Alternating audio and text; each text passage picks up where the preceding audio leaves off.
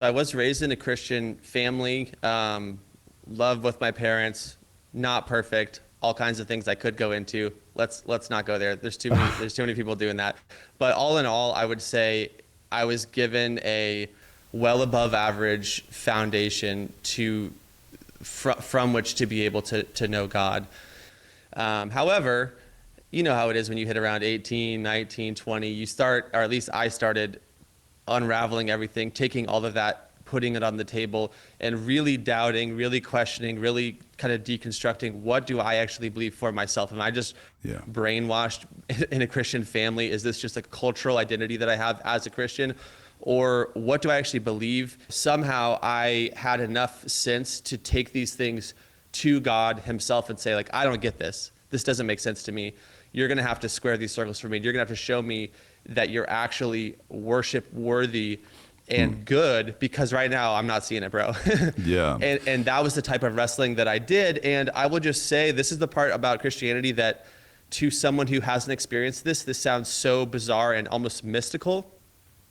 But at somewhere along that way, God himself revealed to me that he is good and I am his and he is mine, and that my connection with him is ultimate reality, and that to be apart from him is to be lost, and to be with him is to be found. To not know him is to be blind, and to know him is to see. Wow.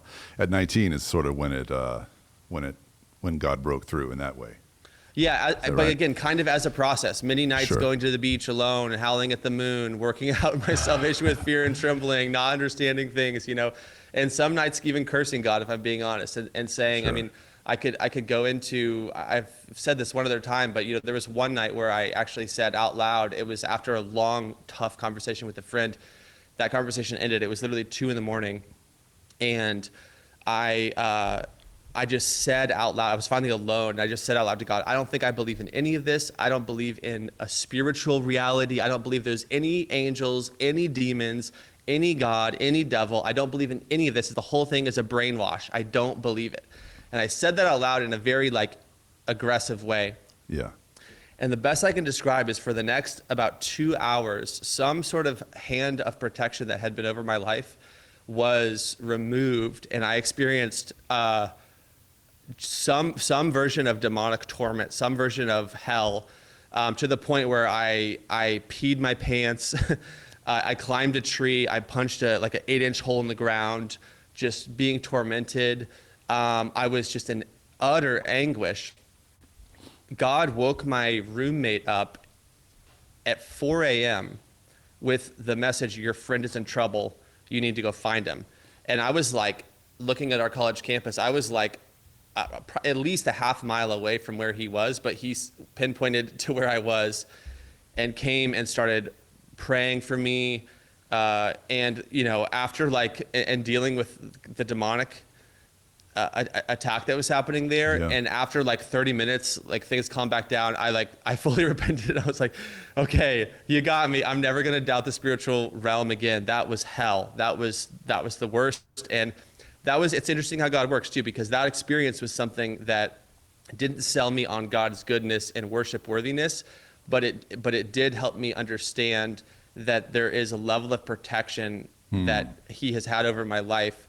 And it was almost like he allowed me to experience the demonic for just a little bit in order to snap me out of my arrogance. Interesting. And so that night ended with me and my friend at now close to sunrise, singing the old a cappella, all alone. Our God is an awesome God, he reigns. And just a really beautiful moment of worship. That was one of the turning points during that about 3-month period where I really started, God was doing something that I was starting to pay more attention to, and the doubt started to give way to, worship. Yeah, bro. Ooh, there's a lot there, and there's so much I can relate to as well. Just not knowing if I was really saved as a kid when I was raised Christian, and I had an experience that I definitely remember. I think I was 12 at confirmation, is what Methodists called it, and that day just. I hugged a grocery bagger that day in the parking lot. They used to bring your groceries to your car with you and help you get them in the car and all that. And And I like hugged him, and I didn't know him, and he didn't really want to be hugged, I don't think. But I was so full of love, and I just remember my mom and I talking a lot about that sort of being the day that I received, salvation. And then I went through a very dark night of the soul from age 20 to age 33, where I don't think I was saved. But, I've got friends that are like, no, you were still saved at that point. And my mom would have said, like, no, you were still saved even though you doubted and things like that. And it used to hurt her feelings when I would say, I didn't become a Christian until age 33 when I was in the Holy Land and fell to my knees, and a whole different story. But sometimes it's hard to know, looking back, was I in or was I out? But another thing you said that resonated with me was this idea of God removing temporarily a sort of cover that he had over you, a protection from the spiritual realm and all that entails. And I remember going through a time where I realized I was well versed in the love of God. If God is there, he's all love, and we should be love and love, all that stuff. But I had always shunned the idea of the fear of God, which is as biblical a notion as the love of God is. And I was raised, again, Methodist, where they were like, well, it doesn't really mean fear of God, just revere him, and things like that. And he found ways of opening my eyes to my need to actually fear him in a sense that because he is totally other than us and worthy of all respect and worship. And so brought me to my knees in that way as well. There's just so much going on there that how dare I think of myself as capable of conceiving of him and all of his power, right? So, yeah, that's all wild. Yeah, man, it really is. And I appreciate you sharing that part of the story with me.